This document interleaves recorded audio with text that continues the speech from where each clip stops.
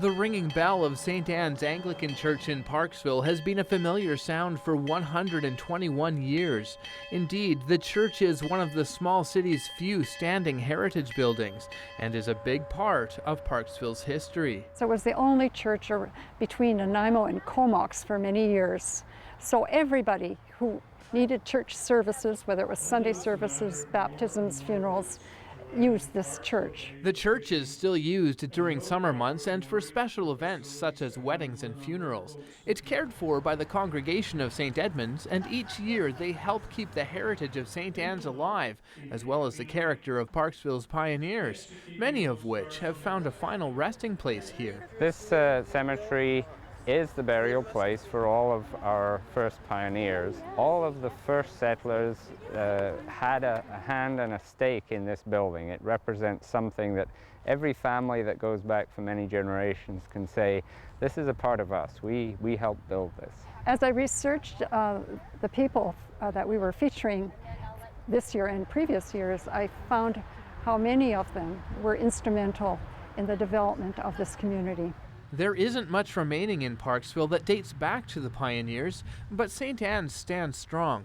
The church building was constructed in 1894, a project that came forward at the request of one man who truly saw the need. I can impersonate the Reverend Arthur Bagshaw from some of my past experiences of being up here. He used to walk 20 miles every Sunday to teach Sunday school at what would now be the Country Club Mall in Nanaimo. It's an all-day journey there and back.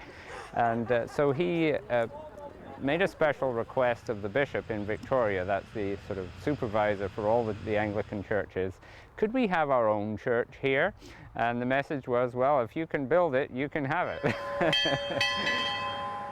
We owe so much to the people who started, who did it with so little, did it on top of all their more difficult lifestyles compared to today, and yet they volunteered so much, they cared so much about their communities.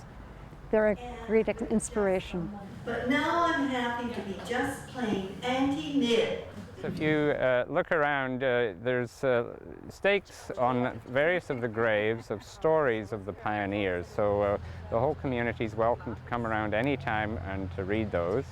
And then every Tuesday afternoon in summer we open up the building so that people can just simply come through. If this story or a visit to St. Anne's inspires you to learn a bit more about Parksville's history or about the church and the congregation, they invite you to connect with them at 250-248-3114. Oh, there was so much that we women were able to do to make our community a better place. You need to have one eye to the past as well as one eye to the future to live fully in the present.